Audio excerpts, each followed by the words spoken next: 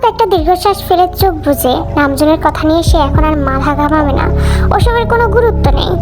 আর জিনের কারণে তে আর তার মধ্যে যে সম্পর্কটা আছে সেটা সে নষ্ট করবে না। তে জিনের সাথে যতক্ষণ ইচ্ছা ততক্ষণ কথা বলতে পারবে, কিন্তু জাঙ্কুকের সামনে নয়। জাঙ্কুক নিজেই তেকে মানা করে দিবে। হঠাৎ ফোনের নোটিফিকেশনের আওয়াজে জাঙ্কুকের ধ্যান ভাঙে। মা মেসেজ করেছে, কালকে একবার ঢু মেরে যাব। তুমি তো ভুলে গেছো যে তোমার মা বেঁচে আছে। মায়ের মেসেজ দেখে জাঙ্কুকের ঠোঁটে একটা ছোট্ট হাসি খেলে যায়। লাঞ্চের পরে এসো মা, ততক্ষণে আমি মেনশনে ফিরে আসবো।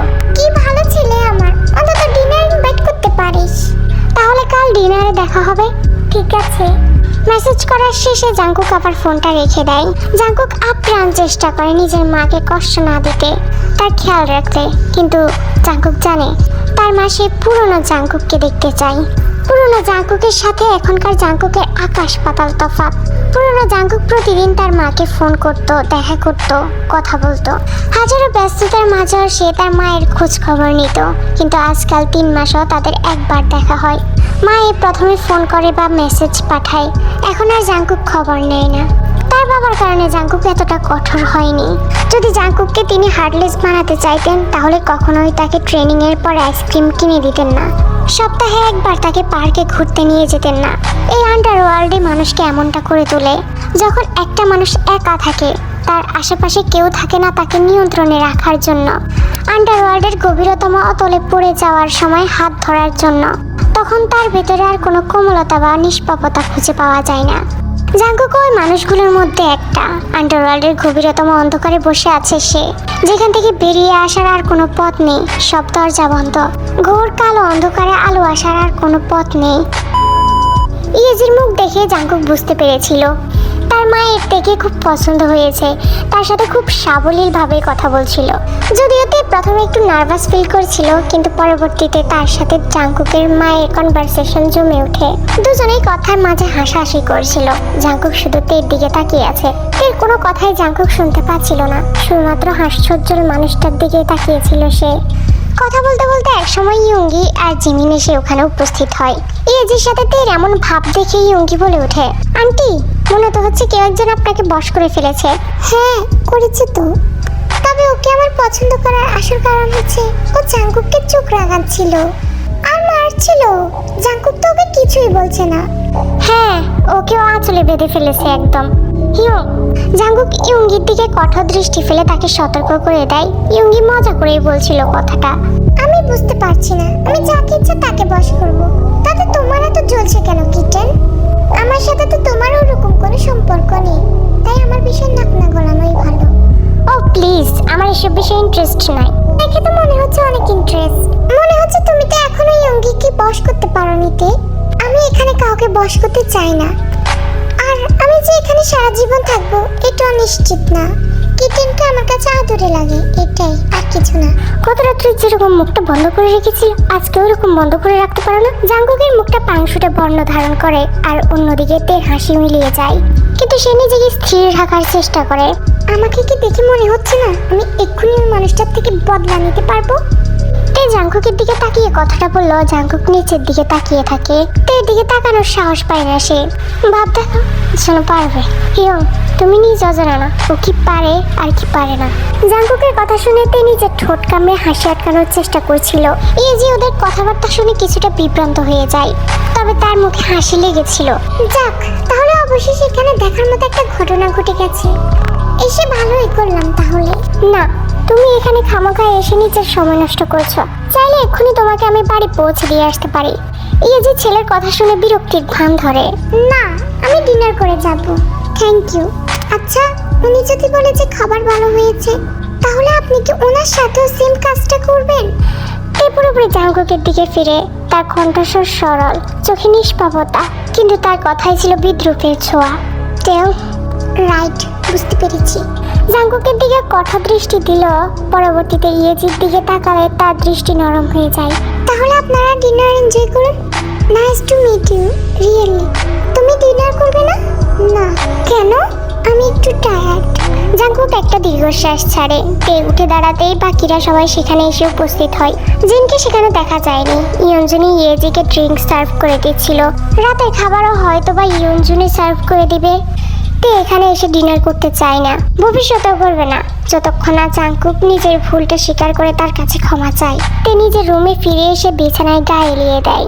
জাংকুকের মাকে তে ভীষণ ভালো লেগেছে, কিন্তু জাংকুকের মায়ের সাথে তার বন্ধুত্ব করার কোনো ইচ্ছে নেই। এই জঘন্য আন্ডারওয়ার্ল্ডে সম্ভবত তিনিই একমাত্র মানুষ যাকে তে সম্মান করে। তে চলে যাওয়ার পরেই ইয়েজি জাংকুককে জিজ্ঞেস করে কি হয়েছে, কিন্তু জাংকুক কোনো উত্তর না দিয়ে ওখান থেকে উঠে চলে যায়। ইয়েজি বুঝতে পারে যে নিশ্চয়ই আবার জিনকে নিয়ে কোনো সমস্যা হয়েছে।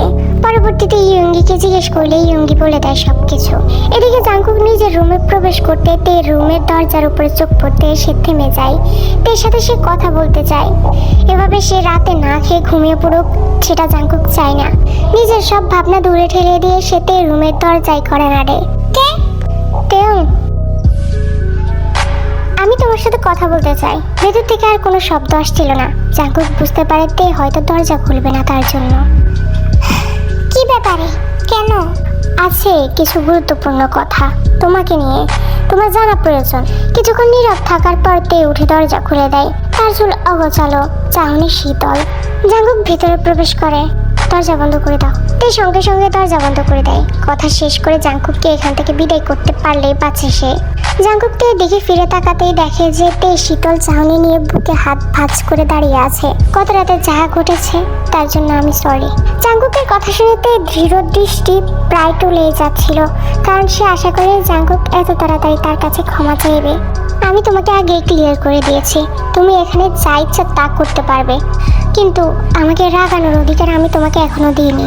আমি আন্তরিকভাবে দুঃখ প্রকাশ করছি, কিন্তু আপনাকে উস্কে দেওয়ার জন্য বা রাগানোর জন্য কি এমন করেছি আমি? আপনি বলেছেন যে আমি বাকিদের সাথে ক্লোজ হতে পারবো না, ঝামেলা করতে পারবো না, সবার সাথে বন্ধুত্ব করার অনুমতি দিয়েছেন, কিন্তু আমি করিনি। তাহলে আপনাকে রাগানোর জন্য আমি কি করেছি সেটা বলেন। This is not fair. আপনার ওই নিয়মটা সম্পর্কে আপনাকে স্পষ্ট করে বলতে হবে। ওকে ওকে, শুধু আমার সামনে জিনের সাথে কথা বলবে না তুমি। জিনকে নিয়ে আমার সামনে কোনো কথা বলবে না তুমি। আমি চাই না ও তোমার কাছে আসুক আর তুমি ওর কাছে যাও। আমার সামনে ও তোমার সাথে কথা বলুক, এটা আমি চাই না। তুমিও ওকে দরদ দেখাতে যাবে না। জাংকুকের এই দাবিতে তে সম্পূর্ণ বিভ্রান্তিতে পড়ে যায়। সে জানতো জিনকে নিয়ে কিছু একটা গোলমাল আছে। এই কথাগুলো কি আপনি আমাকে আগে বলেছিলেন? আপনি না বললে আমি কিভাবে জানবো? অযৌক্তিক ব্যাপার স্যাপার। আর আমি তো তেমন কিছুই করিনি, আমি শুধু খাবারের প্রশংসা করেছিলাম, এটাই। হ্যাঁ বুঝতে পারছি, আমার বলা উচিত ছিল। এত বছর একা থাকার পর এখন সবার সাথে ডিনার করে আমার খুশি লাগছিল। আই এম সরি, আমার সবার সামনে ওইভাবে রিঅ্যাক্ট করা উচিত হয়নি। এই প্রথম ছোট্ট একটা বিষয় নিয়ে জাংকুকের কাছে এত খারাপ লাগছে, কিন্তু হয়তোবা এর প্রভাব ছিল অনেক বড়। সবাই না থাকলেও তো আপনি আমার উপর রাগ দেখাতেন, তাই না? তাই সরি বলে লাভ নেই, বাদ দিন। তার মনে হচ্ছিল জিনের ব্যাপারটা জাস্ট একটা অজুহাত। জাংকুক তার উপরে রাগ ছাড়তে চেয়েছিল। ও আমার উপর চিৎকার করতো। জাংকুক চল শক্ত করে এক মুহূর্তের জন্য চোখ বন্ধ করে দেয়। না, আরো কিছু আছে। আবার কি করেছি আমি? কিছুই করনি। কাল আমি একটা জায়গায় যাব, আমি চাই তুমি আমার সাথে যাবে। কোথায় সেটা তো বলতে হবে আমাকে। জংসুকের সাথে দেখা করতে যাচ্ছে। তের চোখ আতঙ্কে বড় হয়ে যায়, হাত পা কাঁপা শুরু করে তার। কি? কেন? আপনি কি ওর কাছে আমাকে ফিরিয়ে দিবেন? তাহলে আমাকে এখানে আনলেনই বা কেন? আপনি খুব ভালো করে জানেন আমি যদি ওর কাছে এখন ফিরে যাই ও আমাকে ছেড়ে দিবে না। ও আমার জীবনটা নরক বানিয়ে দিবে, আগের চেয়েও খারাপ। কারণ আপনি কয়েকদিনের জন্য আমাকে এখানে এনে রেখেছিলেন, এটা তার অহংকারে আঘাত আনবে। এসব কিছু আপনার প্ল্যান ছিল, তাই না?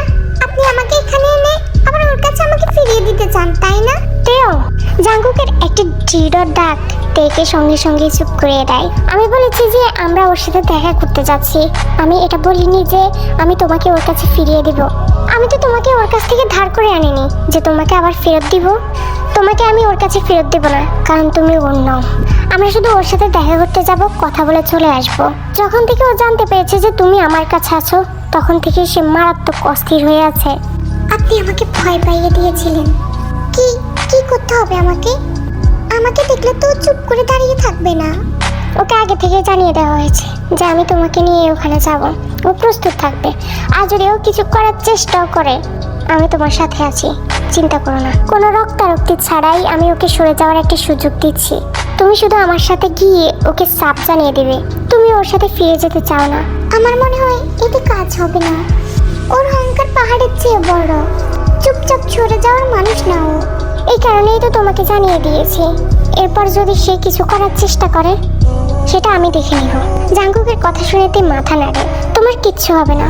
আর ওর কাছে গিয়ে তুমি যদি কান্নাকাটি করো, বলো যে তোমাকে আমি কিডন্যাপ করে এনেছি, তুমি ওর কাছে ফিরে যেতে চাও, তাহলেও কিন্তু আমি তোমাকে নিয়ে আসবো। তাই এমন কাহিনী না করাই ভালো হবে। জাঙ্কুকের কথা শুনেতে মুখ বাঁকিয়ে ওর দিকে তাকায়, বুঝতে পারে যে জাঙ্কুক ঠাট্টা করেছে তার সাথে। সবাই জানে আমি কিভাবে বা এখানে এসেছি, আপনি আমার প্রতি অবসেসড। জাঙ্কুক হেসে ওঠে, অবসেসড না হওয়ার কারণ তো নেই। তে জাঙ্কুকের কথা শুনে নরম হওয়া তো দূরে থাক, উল্টো আরো বিদ্রুপের হাসি আসে। আমার অনুপস্থিতিতে তোমার আজকে কোনো সমস্যা হয়নি তো? তে একটু অপ্রস্তুত হয়ে যায়, জাঙ্কুকের কাছ থেকে এমন প্রশ্ন সে আশা করেনি। ভালোই কেটেছে, অনাথ আশ্রমে গিয়েছিলাম, তারপর আমার ছাত্রদেরকে ট্রেনিং দিয়েছি, ব্যাস এটুকুই। অনাথ আশ্রমে তুমি কার সাথে দেখা করো? হ্যাঁ, তের মুখ সঙ্গে সঙ্গে আবার গম্ভীর হয়ে যায়। সেটা আপনি জেনে কি করবেন? এসব বিষয়ে আপনি নাক না গলালে আমি খুশি হব। ওকে ওকে, সমস্যা না। কিন্তু তে পারছিল না জাঙ্কুককে বিশ্বাস করতে। আমি এই বিষয়ে সিরিয়াস জাঙ্কুক, আপনি কেন জিনুন্নিকে দেখতে পারেন না সে বিষয়ে আমি কিছু জিজ্ঞেস করিনি। আপনার অতীত বর্তমান সম্পর্কে আমি আপনাকে কিছু জিজ্ঞেস করিনি, তাই আপনার উচিত আমার পার্সোনাল ম্যাটারকে সম্মান করা। আমি চাই না আপনি এসব বিষয়ে ইনভলভ হন। As you wish. মুখে যত যাই বলুক তে, কিন্তু সে মনে মনে ভেবেই নিয়েছিল যে জাঙ্কুক জানে তে অনাথ আশ্রমে গিয়ে কার সাথে দেখা করে এই বিষয়ে ইনফরমেশন আনাটা জাঙ্কুকের বাঁ হাতের খেল।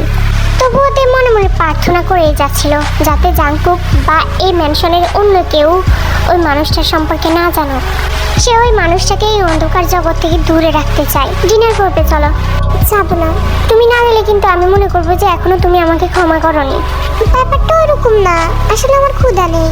আপনি জংসুকের কথা বলার পর আমার খাওয়ার ইচ্ছা মরে গেছে, আমি এখন শুধু ঘুমাতে চাই। ওকে, কালকে কোথায় যাচ্ছি আমরা? ওর ক্লাবে? না, হেডিস, আমার ক্লাবে। হেডিস, এই ক্লাবটার নাম শুনেছে, বলা হয় এই ক্লাবটা নাকি আন্ডারওয়ার্ল্ডের হার্ট।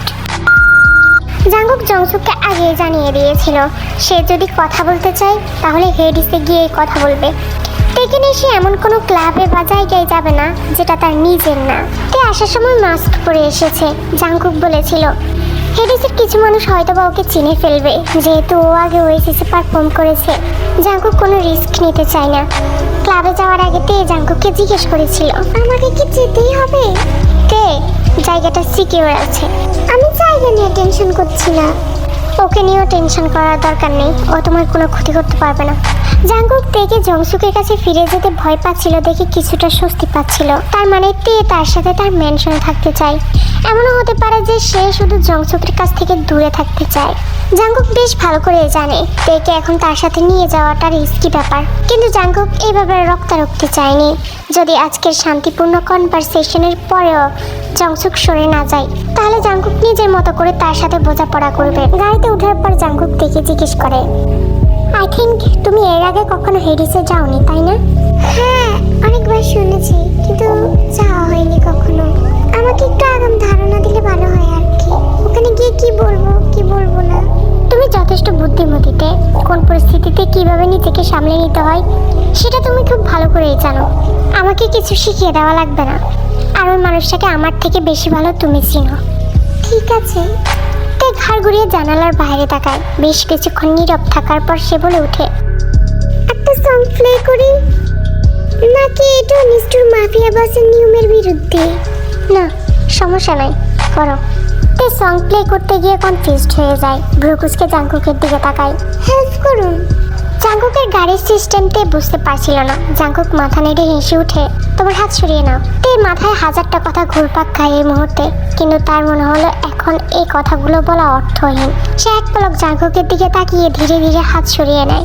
জাঙ্কুক হাত সরিয়ে নিতে বলেছে কারণ সে তের অনুমতি ছাড়া তের হাত স্পর্শ করতে চায় না।